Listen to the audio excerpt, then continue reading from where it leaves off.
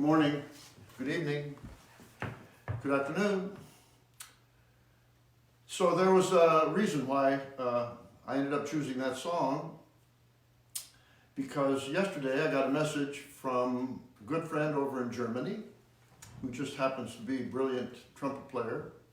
His name is Till Brunner, and I don't think he would mind me revealing a little bit of a secret that he and I are working on a collaboration project that is getting slowed down a little bit, like most things in the world are getting slowed down by this terrible virus. But we're working at a distance, trying to complete it, and it's going to be available sometime later this year. But Till and I both have pretty deep affection for legendary trumpet player Chet Baker. And when Till messaged me yesterday, he told me that he was listening to this song, What'll I Do, by Chet Baker.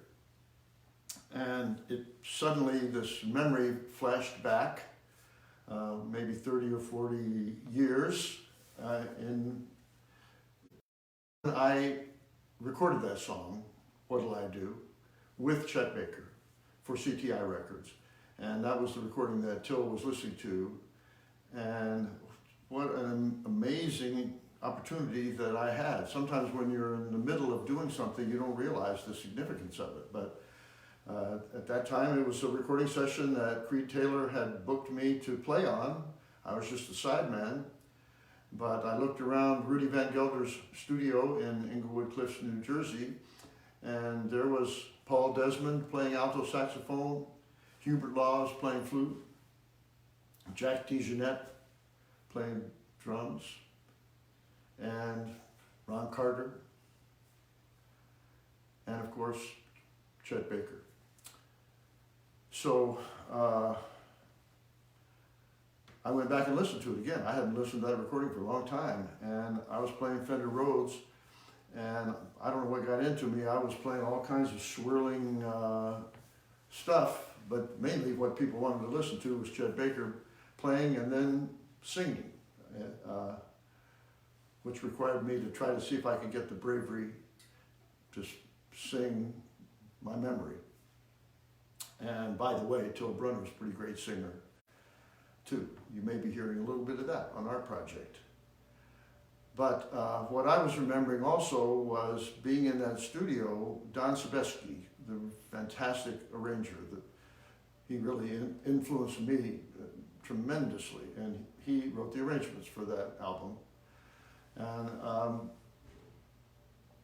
I guess he must have given me some kind of direction on taking this dreamy, swirly approach on the Fender Rhodes, backing up Chet Baker on his version. But that inspired me to do this, and then when I thought of this title also being very appropriate, What'll I Do? And I guess we got to say, what'll we do to help get us through this crisis that we're in the middle of? And one thing, music can help it. And by the way, last thought on Till Brunner, I saw on his Facebook that I think he's going to be doing one of these later on today, or maybe this evening. I'll have to check the time of it. Check it out, Till Brunner.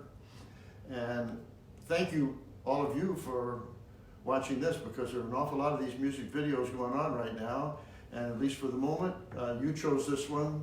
I appreciate it very much, and so I'm going to do my best to lift your spirits today.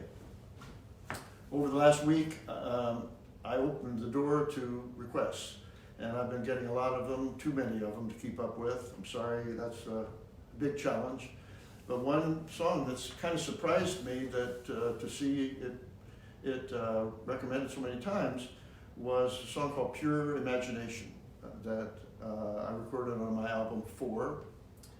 And that also brought back a memory of another wonderful trumpet player that I only had the opportunity to work with a couple of times, Art Farmer, who at that time was also a solo artist with CTI.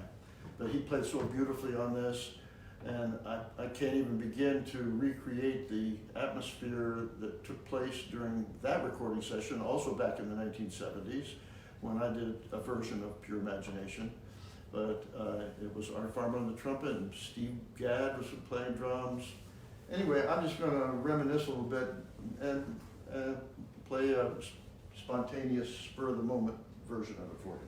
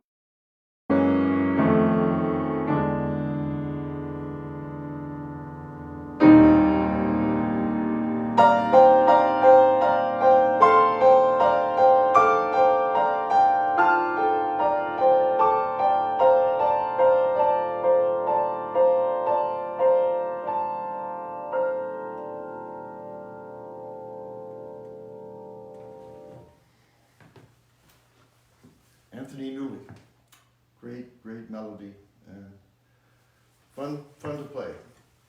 So I've been getting also requests for a unique song for me because it's not that often that I collaborate as a composer.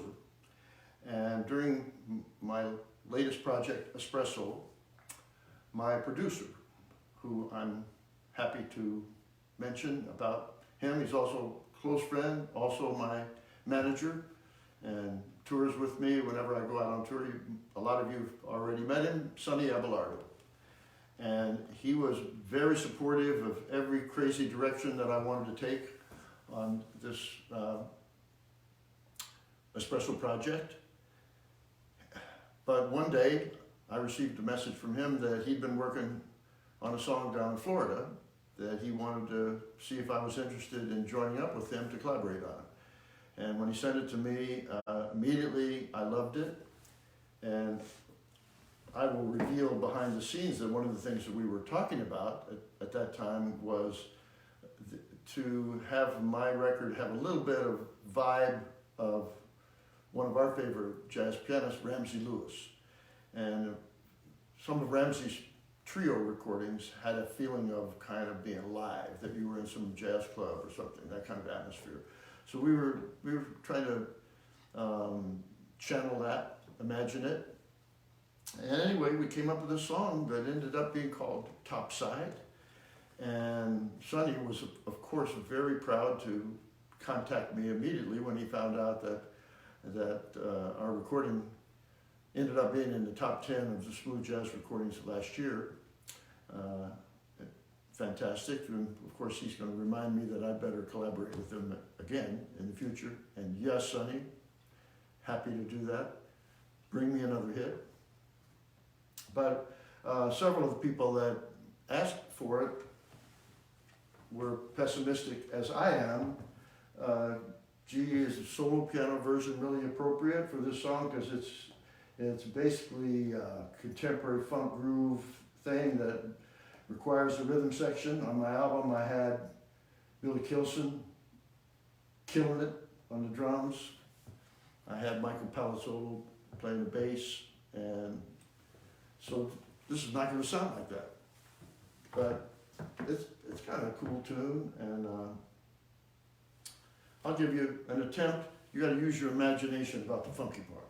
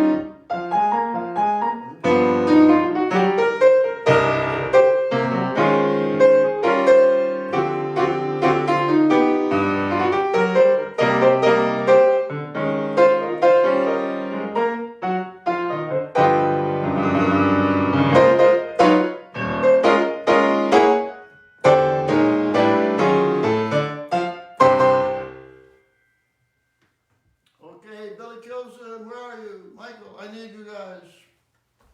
I need some funkiness.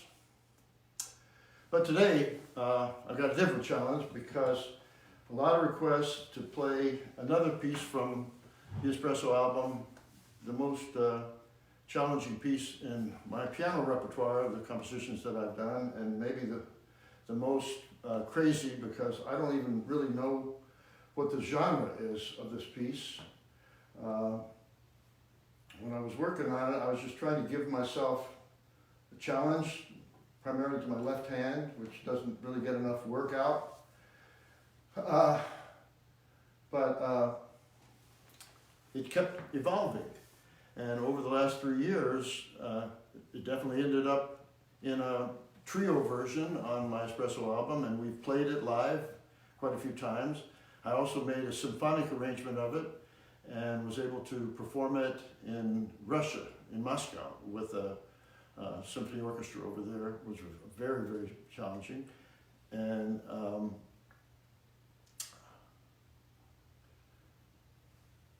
that's not correct at all. It was Tbilisi, I think, where I played it. Now my mind is going, because a little blurry over in the East there when those tours were happening, because I played a solo piano version of Mojito Ride in Moscow. But I did do a symphony arrangement. I'm not sure exactly which one of those cities I played it in, but I'm not going to be doing that for you today anyway. I got all the work that I can do cut out for me to just play this, because I want to give you the feeling of what it was like when I composed this piece. It's called Mojito Ride.